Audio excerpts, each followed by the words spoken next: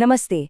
आज के इस नए विश्लेषण में एक बेहद दिलचस्प और प्राचीन विषय की गहराई में उतरने वाले हैं। हमारे आसपास कई ऐसे पारंपरिक अनुष्ठान होते हैं जिन्हें सदियों से निभाया जा रहा है, लेकिन क्या कभी उनके पीछे छिपे असली अर्थ को डिकोड करने की कोशिश की गई है? आज हमारा पूरा ध्यान ऐसे ही एक बेहद खास प्रतीक पर है, यज्ञोपवीत। इसे आम बोलचाल में जनेऊ या पवित्र धागा भी कहा जाता है। मूल स्रोतों के जरिए इस भौतिक धागे से लेकर इसके सर्वोच्च दार्शनिक अर्थ तक की यात्रा सच में हैरान करने वाली है। इस चर्चा में यह साफ हो जाएगा कि कैसे सूत का एक साधारण सा दिखने वाला धागा मानव चेतना के सबसे गहरे रहस्यों को अपने भीतर समेटे हुए है। खैर, इस विषय को अच्छे से समझने के लिए आज की इस चर्चा में 6 प्रमुख बिंदुओं से होकर गुजरना होगा। सबसे पहले यज्ञोपवीत का वास्तविक उद्देश्य, फिर ज्ञान का सूत्र, उसके बाद सिख दर्शन में आध्यात्मिक धागे का महत्व, फिर कर्मकांड से संन्यास तक का सफर, ज्ञान का निरंतर प्रकाश और अंत में सहायक उपकरणों की आवश्यकता। ये एक बहुत ही व्यवस्थित यात्रा होने वाली है। बाहरी कर्मकांडों की निर्भरता से लेकर शुद्ध आंतरिक चेतना को जगाने तक का यह सफर आध्यात्मिकता को देखने का नजरिया ही बदल देने वाला है। तो चलिए, बिना किसी देरी के पहले भाग की ओर बढ़ते हैं। यज्ञोपवीत का वास्तविक उद्देश्य, यानी भौतिक धागे से आगे की सोच। आमतौर पर यज्ञोपवीत को सूत से बने एक भौतिक धागे के रूप में ही जाना जाता है, जिसे बाएं कंधे पर धारण किया जाता है। लेकिन हमारे स्रोत इस ओर बहुत ही मजबूती से इशारा करते हैं कि इस प्राचीन प्रतीक के पीछे का इरादा इसे सिर्फ शरीर पर लटकाने से कहीं ज्यादा गहरा है। ये कोई साधारण धागा नहीं है, बल्कि आध्यात्मिक और नैतिक अनुशासन के लिए लिया गया एक भौतिक व्रत है, एक तरह का बहुत ही गहरा कमिटमेंट। असल बात यह है कि इसे धारण करने का मुख्य उद्देश्य मन पर एक शुभ संस्कार स्थापित करना है, ताकि आत्मा उच्च चेतना की खोज में पूरी तरह से समर्पित हो सके। अगर इस धागे से वास्तविक आंतरिक प्रेरणा नहीं मिलती है, तो ग्रंथों में बहुत ही स्पष्ट और कड़ी चेतावनी दी गई है। उनके अनुसार गले में सिर्फ धागा बांधना एक निरर्थक बोझ ढोने के अलावा और कुछ नहीं है। बिना आंतरिक संकल्प के ये महज एक खाली कर्मकांड बनकर रह जाता है। अब आते हैं दूसरे भाग पर, ज्ञान और समर्पण का सूत्र और उपनिषदों का दृष्टिकोण। ये देखना बहुत दिलचस्प है कि उपनिषदों जैसे प्राचीन दार्शनिक ग्रंथों में ये विचार कैसे विकसित होता है। उपनिषद तो इस पूरी धारणा को ही बदल कर रख देते हैं।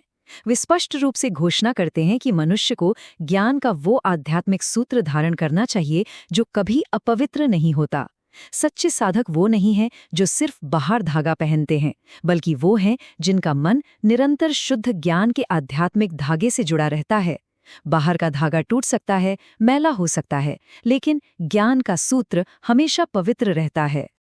आगे बढ़ते हैं तीसरे भाग की ओर, सिख दर्शन में आध्यात्मिक धागा और गुरु नानक की आंतरिक कीमिया। बाहरी कर्मकांडों को अपने भीतर उतारने का यह शानदार दर्शन सिर्फ उपनिषदों तक ही सीमित नहीं है। सिख धर्म ग्रंथों में गुरु नानक देव जी के विचारों में भी यही गहराई देखने को मिलती है।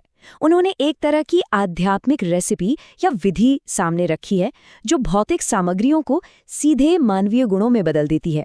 उनके अनुसार कपास की जगह दया या करुणा होनी चाहिए, धागे की जगह संतोष होना चाहिए, और उसमें जो गांठ लगती है वो सत्य और आत्मनियंत्रण की होनी चाहिए।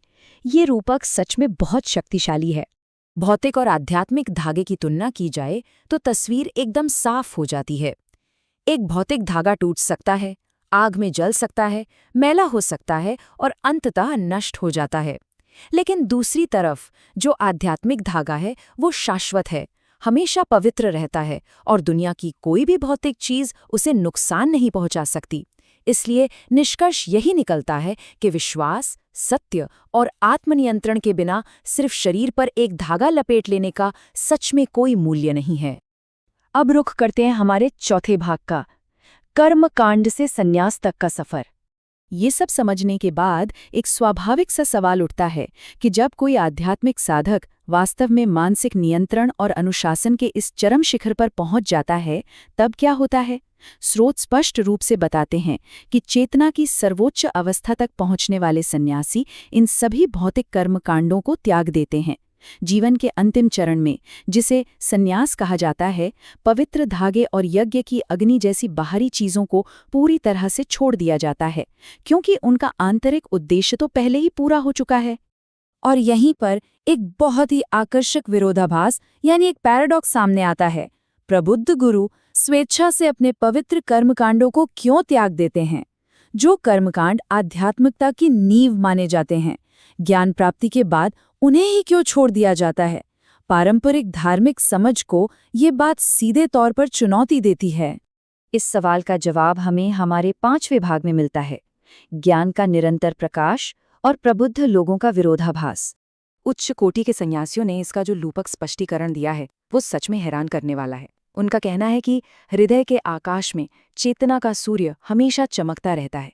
ये न तो कभी अस्त होता है और न ही उदय होता है। तो फिर संध्या वंदन कैसे किया जा सकता है? यहाँ सोचने वाली बात यह है कि पारंपरिक प्रार्थनाएं तो समय से बंधी होती हैं, जैसे सुबह या शाम। लेकिन जब भीतर ज्ञान का सूरज 24 घंटे चमक रहा हो तो न कोई सुबह होती है न शाम। ऐसे में समय पर आधारित अनुष्ठानों का कोई तार्किक आधार ही नहीं बचता। ये अगला तर्क तो और भी कमाल का है।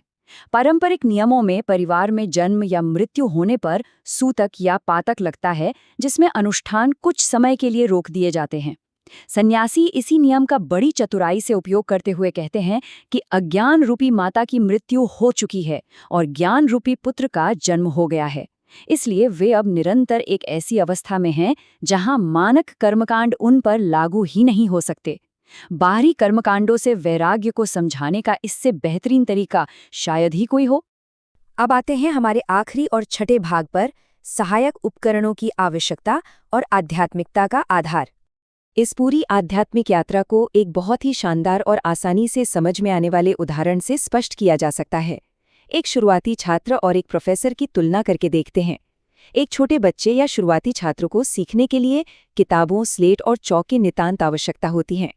लेकिन जब ज्ञान पूरी तरह से आत्मसात हो जाता है और वो व्यक्ति प्रोफेसर बन जाता है, तो उसे उस ज्ञान को साबित करने के लिए किसी चौक या स्लेट की जरूरत नहीं पड़ती। ज्ञान उसके भीतर बस चुका होता है। ठीक इसी तरह शुरुआत में कर्मकांड जरूरी हैं, लेकिन जब नैतिक गुण चरित्र में हमेशा के लिए अंकित हो जाते हैं तो बाहरी साधनों की कोई आवश्यकता नहीं रह जाती। तो इस पूरे विश्लेषण के अंत में एक बहुत ही गहरा सवाल उठता है, जिस पर गंभीरता से विचार करने की जरूरत है। क्या मानवता की आध्यात्मिक प्रथाएं केवल भौतिक प्रतीकों को ढोना भर रह गई हैं, या हम वास्तव में उन गुणों के सच्चे अवतार बन रहे हैं जिनका वे प्रतिनिधित्व करती हैं? क्या आज भी सिर्फ आध्यात्मिक शिक्षा की स्लेट और चौक ढोई जा रही है, या उन महान पाठों को सच में जिया जा रहा है? इस विचार उत्तेजक सवाल के साथ आज का ये विश्लेषण यहीं समाप्त होता है।